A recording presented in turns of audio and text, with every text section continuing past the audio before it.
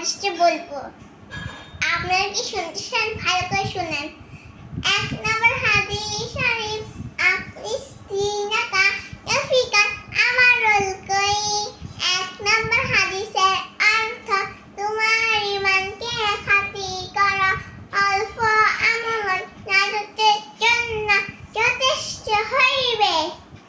আপনাদেরকে একদম হাদিস ভালো লাগছে? এবার দেখেন আমি আবার 2 নম্বর হাদিস বলতেছি। 2 নম্বর হাদিস শরীফ, খায়রুকুম মান তাআল্লামাল কুরআনা ওয়া আল্লামা। 2 নম্বর হাদিসের অর্থ, তোমাদের মধ্যে সর্বোত্তম ওই ব্যক্তি যে কোরআন মানে শিক্ষা করে এবং শিক্ষা দেয়। আপনাদের কি 3 নম্বর হাদিস ভালো লাগছে? এবার দেখেন আমি এবার 3 নম্বর হাদিস শরীফ, তালাবুল ইলমি ফারিদাতুন আলা কুল্লি মুসলিম। 3 নম্বর হাদিসের অর্থ, দিনের ইলম শিক্ষা করা প্রত্যেক মুসলমানের উপর ফরজ। আপনাদের কি 3 নম্বর হাদিস ভালো লাগছে? আসলে আমি তাড়াতাড়ি বলতে চাই, 2 নম্বর বলতে চাই, 3 নম্বরটা বলে বলছি, সরি।